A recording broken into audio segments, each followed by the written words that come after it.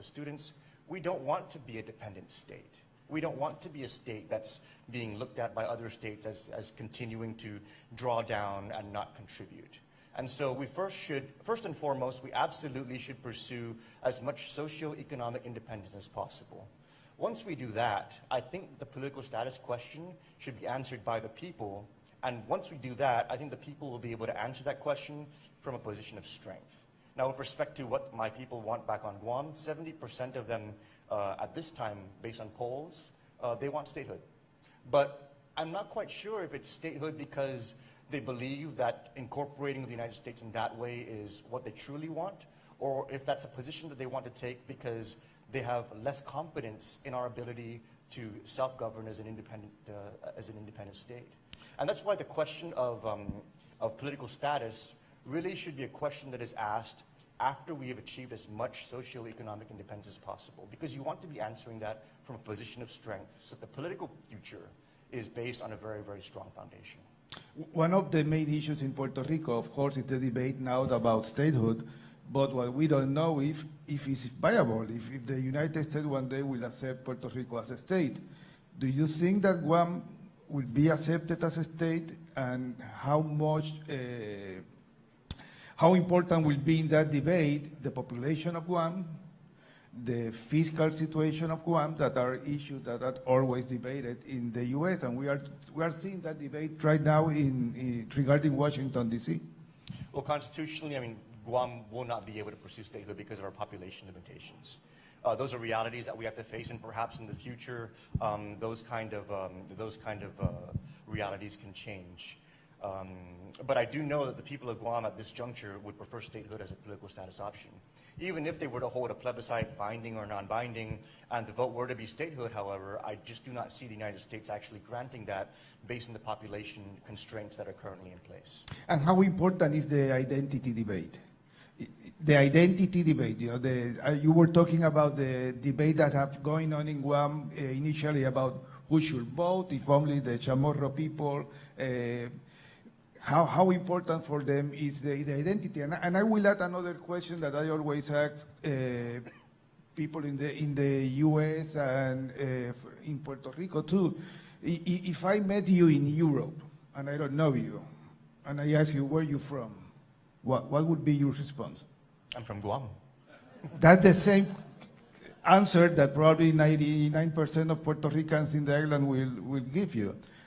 But if you meet a U.S. citizen from Utah or from Florida, maybe they will say, I am an American, I'm a U.S. citizen. Why those differences?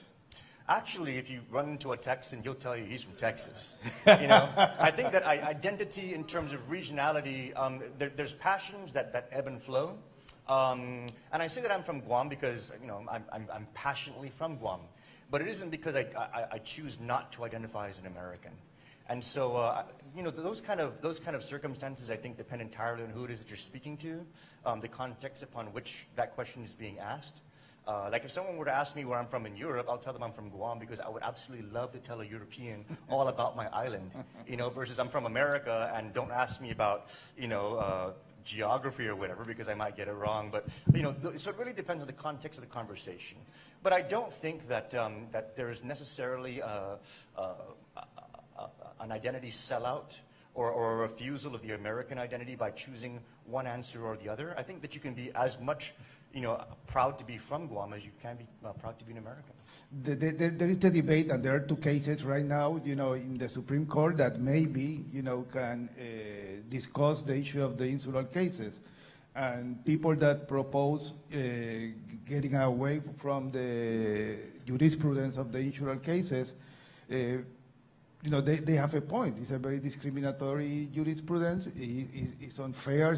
It's undemocratic. But what do you think the U.S. will do if one day the Supreme Court decides, you have to make a decision, Congress. You have to declare these territories, incorporate territories that usually suppose that they are on their way to statehood, or dispose of the territories.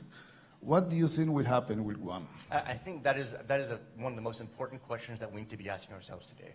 because I very much agree, and I think that the rest of the country will agree, if they really understood the context of the insular cases, they were very much racially based. They were racially based, they were control based, they were based on all the things that America absolutely today would reject if these insular cases were being brought before our courts here and now, you know, as a brand new case. That being said, the real question of what happens next, I think, is what's really causing everything to lock up. You know, what do you do if these cases really were racially based? And if classifying these areas and the people within these areas is something that needs to be overturned, what does happen next? And I think that those are the kind of conversations that we need to be having. And I think that these kind of forums are a great way for us to be able to begin that kind of engagement. Because when that changes, because I very much agree with what Kenneth said, it's going to change. When that changes, what does happen next? And I also agree with what he said about how the Congress has a tendency to operate most effectively under a crisis. It might be the overturning of those cases that immediately begin the Congress's responses and reactions. What that's going to be is difficult to predict, but we definitely need to be engaged in the dialogue. When we were thinking that Delegate Plaskett could come to the conference, I interviewed her probably 3 weeks ago, and I asked her almost the same question, but I added another one. What happens if the option is, well, you know, we are going to grant Puerto Rico statehood, and Virgin Island, you can be part of Puerto Rico? And she said, no way. Why? Well, because the culture, because the different identities. So I will ask you the same question. What happens if they tell you, well, you can be part of Hawaii? I think that kind of extrapolation makes for very good dialogue, but I don't think that it's very, very pragmatic in terms of political realities. When it comes to finding a solution, when that question finally comes to the point where we need to answer it, I don't think that we're going to be putting our territories in that kind of a position. I think that what we will have a difficult time trying to figure out is if we are going to be extending the right to vote, exactly how is that going to be extended? If we are going to be extending it in terms of House representation, is there going to be Senate representation? Are they going to be able to vote for president through an electoral college representative? Those are the questions that are going to need to be answered when those insular cases are overturned. But I don't think that they're going to try to destroy the territorial integrity of the various insular areas. I just do not see that happening. Yeah. It's very interesting because the Delegate Plaskett is supporting status for Puerto Rico, and I told her, well, maybe, you know, half of the population of Puerto Rico will agree with you regarding their relation with the U.S. In one of the reports of the GAO regarding the fiscal situation of the territories after PROMESA, they mentioned that they were afraid that there were some risk with the pensions liability in Guam. Can you tell us, you know, how PROMESA has changed the fiscal debate in Guam, and if there are some fears that at some point Guam can face the same restrictions and decisions regarding a fiscal control board or austerity measures that will be required by Congress, like telling them, you know, maybe you are close to be under the jurisdiction of PROMESA.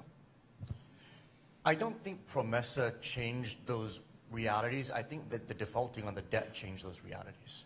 I think that what happened as a result of Puerto Rico's debt crisis has impacted territories in their ability to be able to access capital markets, in the scrutiny that investors now have on our capital ratios, our ability to service our debt, and our debt ceiling with respect to what we're capable of borrowing. I'm not quite sure if a similar circumstance in the future will result in a PROMESA type of outcome in other territories. I would like to hope that all the challenges that PROMESA has presented to Puerto Rico has created, at the very least, in the smallest of silver linings, a learning experience of the Congress, to understand that doing things like this does not actually result in the kind of solutions that we're looking for.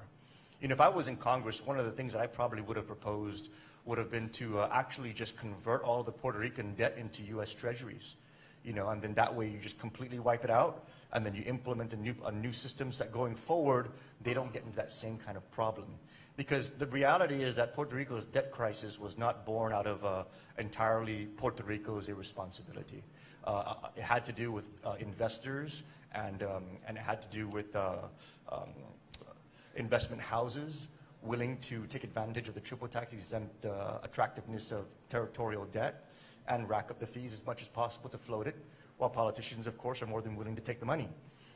That makes for a very, very bad formula, but I don't think that it necessarily makes for a very, very bad state of affairs. I think what that does tell us is we need to make sure that we're not having those kinds of relationships that are going to result in that kind of spiraling outcome. And so Guam going forward, and that's actually been one of the big platforms that I ran on when I ran for senator in my local legislature, because my government at the time was borrowing money to pay for tax refunds, basically taking out 30-year long-term debt to pay for immediate deficit spending. And I was against that, and I ran for office. When I first decided to run for office, my slogan was, let's build a responsible Guam.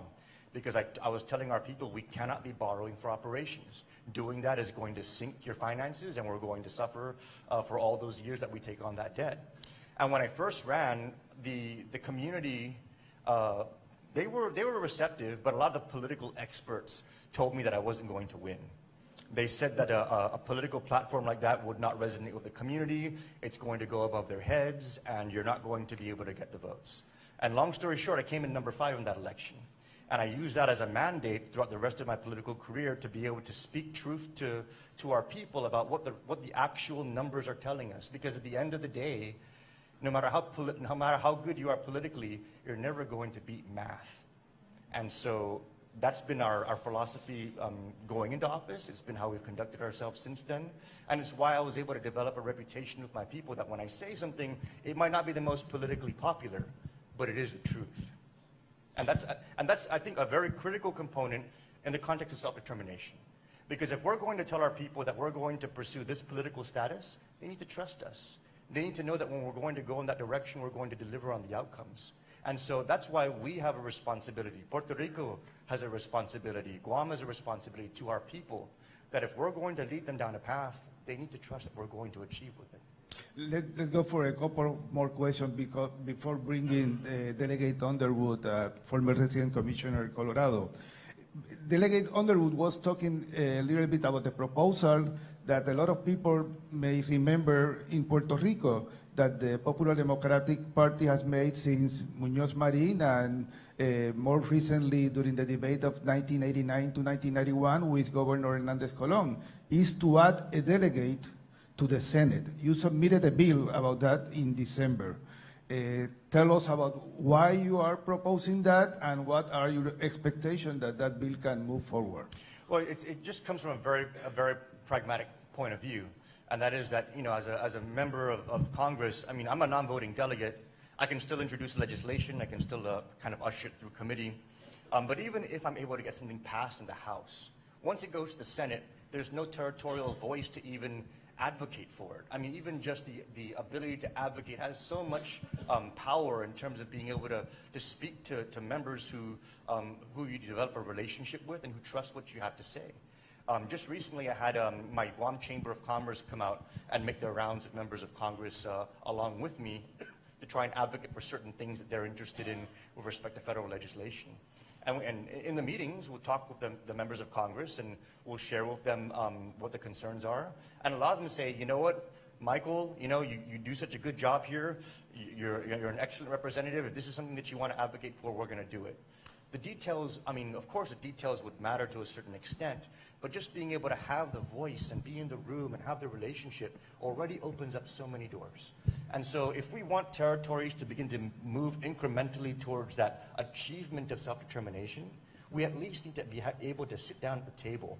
And so when I introduced that bill for non-voting delegates to the Senate, some of the advisement I got was, you know, you're sending the wrong message. You're saying that it's okay to be a territory and you're okay with non-voting and you should never do those things. You'd always just fight for the right to vote. And I sat back and I said, if we want to be purists, we can do what we've done over the last 30 years. And we're going to continue to do that for the next 30 years. And we can say we're purists 30 years after that. Or we can start sitting down at the table and begin making incremental progress so that we can start notching that belt so that my son won't be 30 years old having the same conversation. There had been a debate about war reparations. I know that you submitted a bill trying to make technical correction to the law that allowed to give some money. I believe it was, I don't have the detail here, but it was around 10,000 to 25,000 to every Chamorro people because of the Second World War. Can you explain that process? Because interesting, Delegate Plaskett also mentioned that, they are still debating that regarding, the transfer of power between Denmark and the U.S. Well, the war claims issue is actually a historical issue. Every delegate since we've had delegates has pursued it. Dr. Underwood, actually, he was the author of the main step that got this going in his final year in Congress, where he got the War Claims Commission established to be able to review this. And so basically this goes back to World War II. The Japanese, of course, occupied Guam. Guam was a U.S. territory, and the Chamorro people, who were under the protection of the United States at the time, suffered tremendous atrocities, forced marches, rapes, murders, beheadings. And when the United States forgave Japan at the end of World War II of all their obligations, they also just so happened to forgive them of the obligation to make right the war crimes they committed on Guam.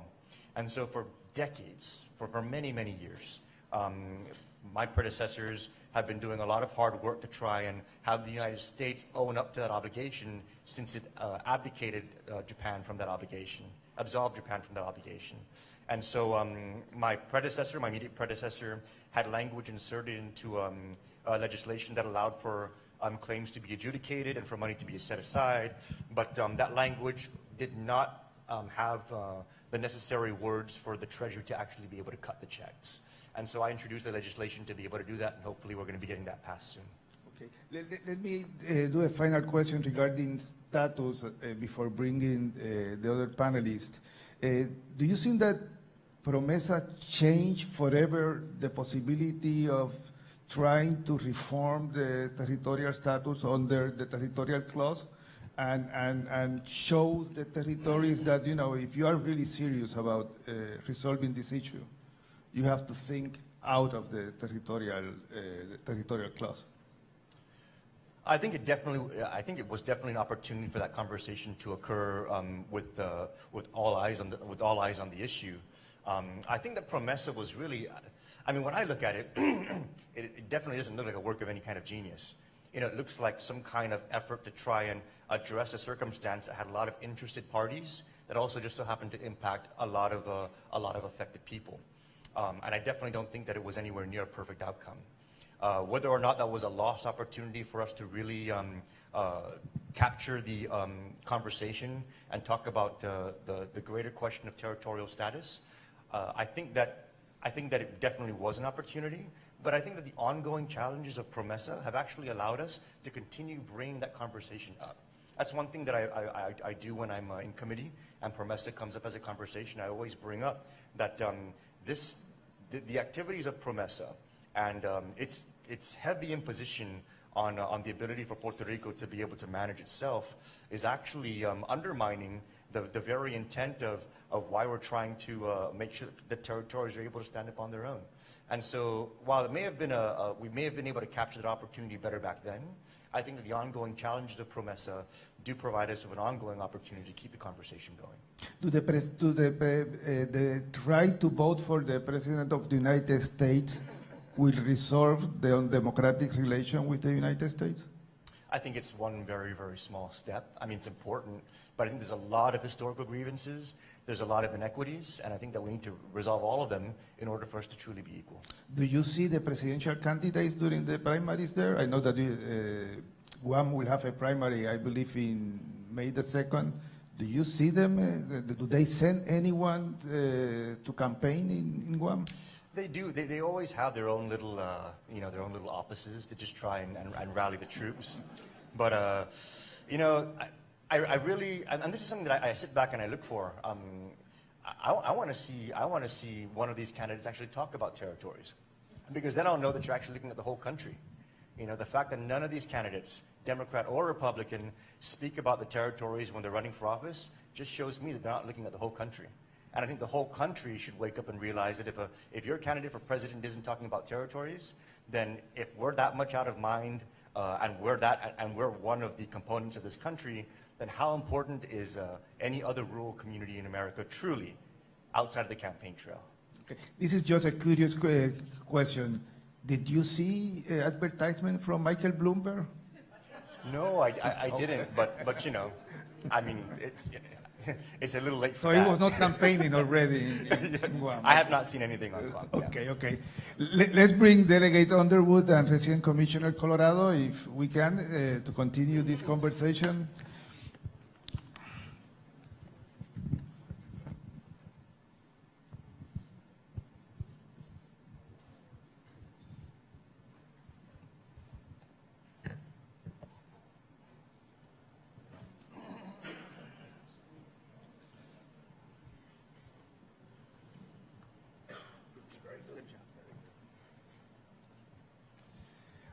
I would like to start with Delegate Underwood.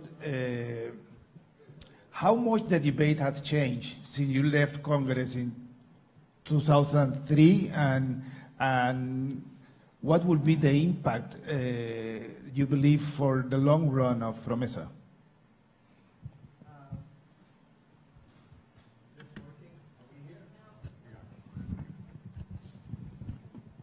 Are you asking specifically about PROMESA? Well, what will be the impact in the long run for the territories of PROMESA? And, you know, because you left Congress, if I'm not wrong, in 2003, right. If you have seen any change regarding policies? Well, I think PROMESA is probably a very sobering piece of legislation because it could apply to the other small territories. And so, but more significantly, it also kind of exposes the kind of nature of the federal territorial relation, that at any point in time the federal government can come in and do something to a territory that it would not ordinarily consider for a state. And so that's a very disruptive reminder of the exact nature of your relationship to Washington, D.C. And it doesn't simply apply to that, it also applies to individual agencies inside local governments, third-party arrangements, all these things that are sometimes court-ordered, and they apply inside the states, but they seem to happen more frequently with territories. And they also, you don't have the political clout because of your scale. You don't have the political clout to deal with it. So I would say that PROMESA is somewhat of a lesson learned, but I think the lesson is not just about getting your fiscal house in order. It's more like understanding that the nature of the federal territorial relationship is imbalanced and very unequal. Almost same question for you, Mr. Colorado. You were a member of Congress for almost 1 year in 1992. But you were before that the Secretary of State, Economic Development Administrator. How things have changed since you left government? And I would like to add to that debate the pursuit of tax incentives from the government of the Popular Democratic Party. Do you think that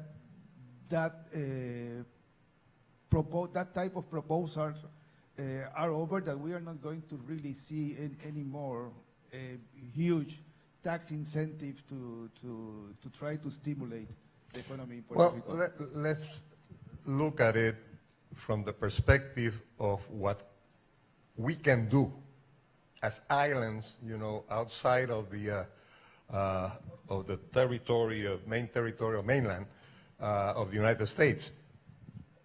When we talk about tax benefits, and I think it's important that one of the issues that we discuss here not be limited to status. You know, we've been talking about status all the time since we started. I think there are many other things where we can work together, and one of them is economic development.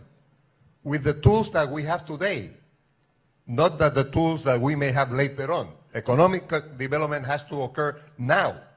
We have to do it now, you know, especially in Puerto Rico, where because of the changes in government every 4 years, we are where we are, and because of the laws of 936, et cetera, et cetera, et cetera. So basically, I believe that we need an equalizer. You know, being islands far away from the mainland, you cannot compete on a level, on a fair level ground. You know, it doesn't exist. So basically, we have to work on the basis that we need something to equalize our competitiveness with the with the mainland. Basically, what we have used in Puerto Rico is tax benefits. And it makes a lot of sense, and many other countries use it. For example, take the Dominican Republic. We grant 96% tax exemption. The Dominican Republic grants 100% tax exemption. And we say, okay, they are doing better than we are. Yes, well, that's one of the reasons. They have 170,000 employees in manufacturers. We used to have that, and we've lost more than half because of these changes every 4 years. So I think it is important that we talk about status. I think it's very important that we relate to each other, because from what I have seen today, just in a few hours, the issues are the same. The issues in status are basically, okay, participation, trying to benefit from the relationship, but each one is saying at the same time, we have a different culture, and we want to maintain it. Talking about that debate, Jeff Farrow mentioned, and he's right, everybody recognizes that you know, Congress can impose any requirement that they want about language, and the state can change it, you know, one day after being a state. But maybe that's not the real debate. Maybe the debate is, you know, if the U.S. can, how much can the U.S. can wait to really being convinced that the reality of a territory regarding language, they can accept it. Yeah, no, wait. The United States can do much more than that. The reality is it does it with many independent countries. So we know that the United States has gotten into a country and has taken out the government and whatever. Yeah, so those things can happen. But I mean, do you think that they will offer statehood to Puerto Rico with the common language as Spanish, with the official language in schools, in courts, in governmental office? I don't know, but it would be stupid if they do. Because really, the United States doesn't need 3 million more Americans. They need 3 million more people. Yeah, I mean, if we ever become a state, that would help the United States, help the rest of the United States. And the territories, because of their culture, they have more value than if they didn't have that culture. Being American somewhere else, I don't think would help the nation as much as being what we are. So, but I believe that that's what I've seen also as an issue from all of the different territories, and I think it's important. And these are the type of things that we may have to discuss among ourselves and realize that we are not so far away from being exactly, you know, having the same issues. When Resident Commissioner Pierluisi, and this question is for the three of you, when Pedro Pierluisi was a Resident Commissioner, one of his statehood bills or status bill was submitted. I remember that now Chairman Grijalva was one of the co-sponsors of the bill. And I approached to him one day in the hall, and I asked him, why you are supporting that bill? You know, this is considered a statehood bill. I said, no, I'm not supporting statehood. I'm, you know, letting the Resident Commissioner start that debate. And my question is, how much important is that solidarity between colleagues when you approach the Puerto Rican status debate? And, you know, I mean, for the delegate San Nicolas and delegate Underwood. For me, I always try and make it a point to follow the lead of my colleague. And so if my colleague is pushing for legislation that is going to result in statehood for Puerto Rico, then I'm going to assume that the Puerto Rican people elected my colleague, and so I'm going to follow the lead of my colleague. And so that's pretty much how I operate with respect to those kind of issues that are very, very unique to an area. Members of Congress, we will weigh in when something is going to spill into the greater question. But when it comes to political status questions, I cannot assume to know better than my colleague who is representing the people that elected that individual. I think there's the principle of mutual respect and non-interference. I think that's more operating than simply just saying that we're good friends and that we've come to an understanding. I think people want to, if something is really important to a fellow member of a committee or a fellow member of the House, you simply say, well, I'm not going to get that much involved in it, no matter how I personally feel about it. And that usually happens across the board. But I'll share one story where it didn't happen. And that is when we were talking, there was a member of the House who was very interested in direct election of the president. And he was going around asking people constantly to sign a petition and for a law to have a direct election of the president. And this individual was from West Virginia. So I said, oh, well, that's great. I said, that's great. That means now that people in the territories will be able to participate in the election of the president. He said, no, let me think about that a little bit. And let me think about that a little bit. And so after that, he never talked to me about it again. So, you know, you can take, and this was an individual I got along with very well. So you can take personal relationships with someone a long ways, but sometimes when you think they kind of run into your bailiwick or your orientation, they sometimes slam the door on your face. And so that's also another lesson. But I think that there's a general rule of non-interference. I think it's you know, that's just mutual respect. Yeah, no, I obviously, being being from Puerto Rico, I understand, and that is usual, that, you know, the other members or the other delegates will back whatever that delegate from the territory is asking for. As far as I'm concerned, obviously Puerto Rico has to decide what Puerto Rico wants and then ask for it. I believe that, different from what Jeffrey Farrow said a few hours ago, I believe, and nobody can convince me otherwise, that if you can give 0 or you can give 100, you can give anything in between. I cannot see how Congress can give you nothing or can give you everything and cannot give you something else. That's not understandable. I don't think that there could be a clause, the territorial clause, and to interpret it in that way. So I believe Puerto Rico has to decide what they want, and some people may call it one thing and they may call it other, and that's what we should ask for. There was a question from the public, Jose Garriga Picó, that maybe, you know, is for you.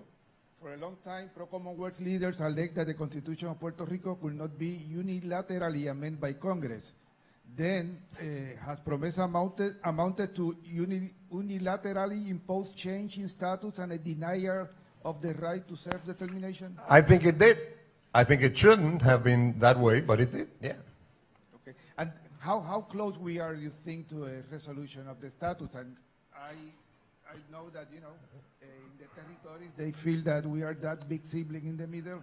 Well, I remember... With the PROMESA law, you know, maybe not only the next elected governor, maybe the one that would be elected. Let me stop to recognize the arrival of Resident Commissioner Jennifer Gonzalez. Well, you know... Maybe, you know, we are not only electing, or Puerto Rico is not only electing in November a governor that for 4 years will have PROMESA and the fiscal board. Maybe the governor that Puerto Rico elect in 2024 will still be under the jurisdiction of the PROMESA. So, you know, are we going to see a resolution soon? My personal, you know, the way I think could be wrong, but like the grandmother used to say, ooh. I don't see it now. Well, welcome, President Commissioner. We have been talking about different issues during the last 45 minutes, but I believe how much time we'll have? 10, 15 more minutes? Well, they will stop me. 15 minutes, okay. First question that I asked Delegate San Nicolas was, what is the state of the relation with the U.S. government? And, you know, we know the difficulties with the Trump administration. How you respond to that question? Well, there are going to be many issues. First of all, sorry, I was in another forum, and I want to say thank you and welcome to San Nicolas for coming to the island. He's been a great ally and friend, not just in the committee in the House, but in many of the other issues. The territories are together fighting Medicaid, fighting many issues regarding energy as well, and he's been there. And I really thank you for that, even with the recovery process. So in that sense, territories are aligned, and I think, I don't know if it's the first time, because I was not there when Tito was there and many others, but we do have regular meetings to discuss our bills, and we actually divide the areas of interest to support each other in the House and in the Senate.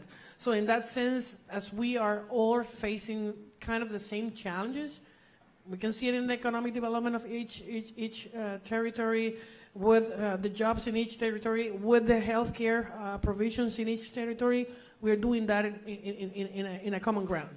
The second part of your question was how things are going with the administration. There are several areas that need improvement, but I will say that this is the first time ever we got the kind of allocation of funds, not just CDBG funds, federal funds in many federal programs to the island that are the highest amount ever. Of course, we also got the first hurricane of this magnitude ever on the island, and the current tremors and earthquakes. So it will, I think, to go to in a nutshell, I think the recent position of the federal coordinator from the White House, Admiral Brown, I think that was something that I've been asking for the last 3 years, because sometimes even when the law provides for specific resources to the island, the bureaucracy of the process going to OMB, Housing, FEMA, Homeland, and many other federal agencies are making the island to go slow in the disbursement of funds. So having one person now with the proper power to make those calls, and actually we are seeing some of those things happening and flowing right now with the current last agreement of $8.2 billion, how we can draw down the funds in the recovery process, how we can expedite those funds is the other area. And regarding PROMESA, and I was hearing something about PROMESA, there was supposed to be a markup during the next weeks regarding the draft bill of the chairman of the committee. And I think we can discuss the draft bill, but if there's no commitment to seating majority and minority and having bipartisan support, even in basic stuff, nothing is going to happen. Do they have your support? Some of the issues of the bill, I will tell you one. We can name a few of them, but for example, the McCloskey thing, the ethics provision about the contractors with the oversight board, that's something that got bipartisan support. That's the bill of Nydia Velázquez. We support that part. I think that should go without any problems. We need to revise the definitions of many other provisions about essential services, the debt process as well. So if we want to have something done, getting something done, it should not just be a bill in the House. It should be a bipartisan support. And at this time, there's no meetings regarding a proper discussion of this draft bill with the majority and minority. We were discussing the status issue, as you can imagine, and No, you know, no kidding. the New Progressive Party. Like Tito say, woo! Well, he was saying that because he believes it's going to take a long time. But your party is legislating a new referendum, and you know the main goal of the bill that you submitted in October and that Delegate San Nicolas is supporting is to have the support, the validation of the Justice Department. Can you talk a little bit about how that process is going? Yes. First of all, we need to remember that a few years ago, Congressman Serrano allowed the disposition of $2.5 million to do a plebiscite on the island.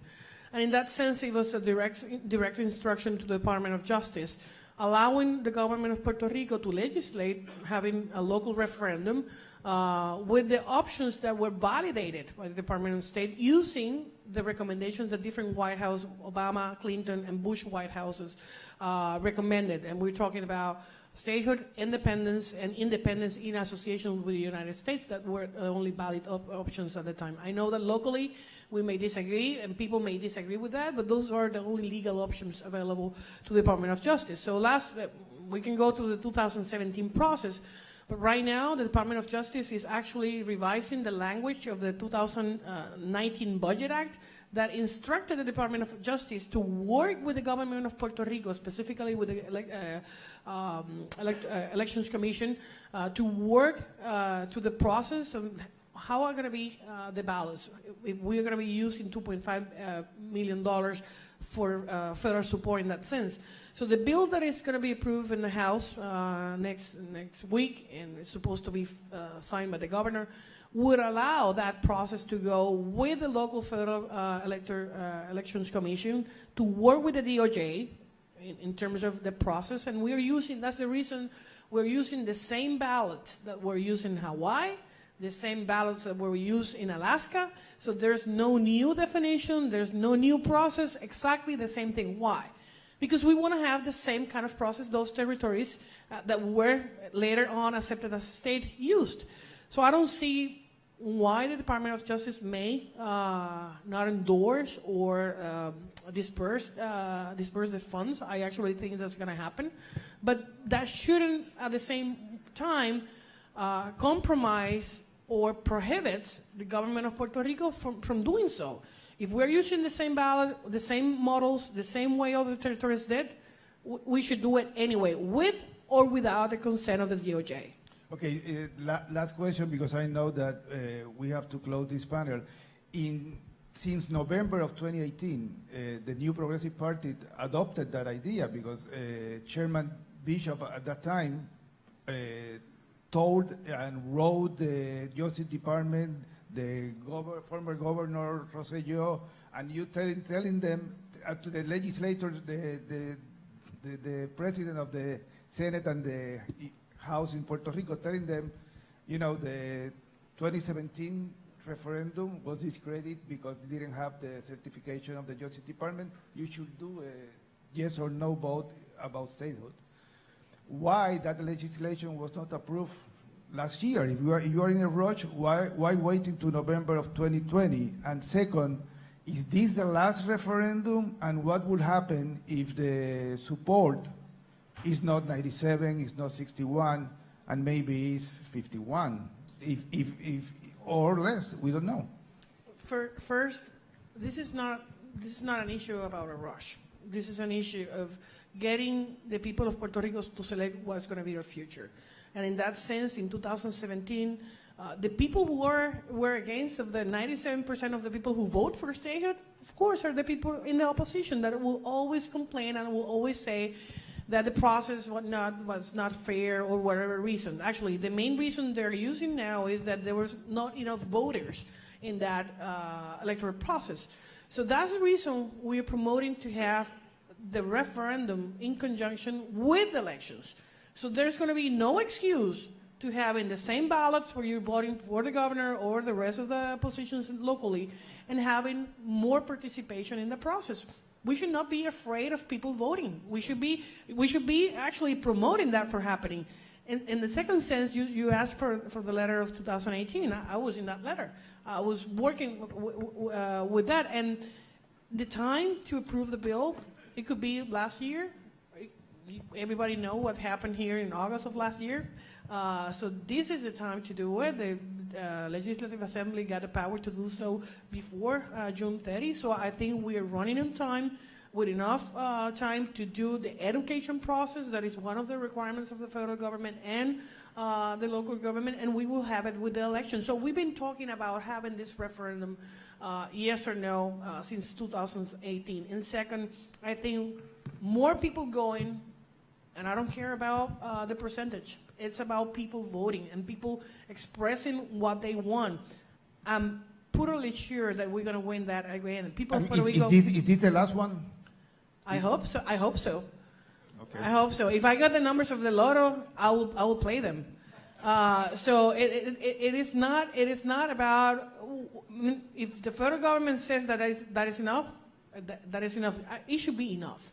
It should be enough. We've been counting the sentiment of Puerto Rico for many years.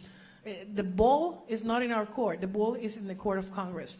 And without Congress acting and allowing Puerto Rico to become a state, that will continue to happen. But I know that it's going to happen. When?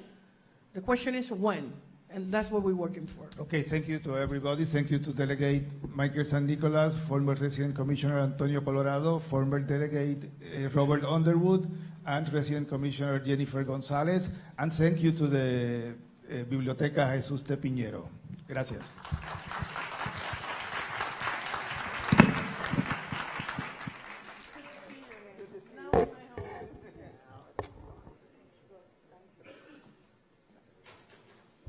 Thank you to the panelists.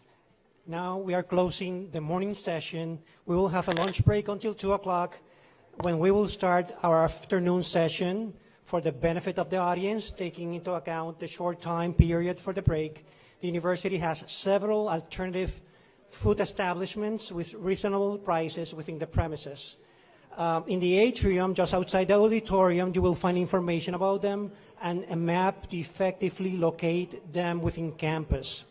Meanwhile, the panelists, the moderators, and the guests of the university and the Piñero Center, that is, those that have red and blue IDs, those that have red and blue IDs will be meeting during the break at the restaurant of the International School of Hospitality and Culinary Arts, better known as ISCA, for a lunch with the Vice President and the Chancellor of the institution. We will be gathering just outside here at the atrium.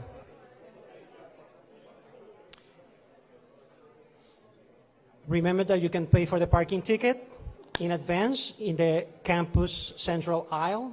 The cost is a fixed fee of $1.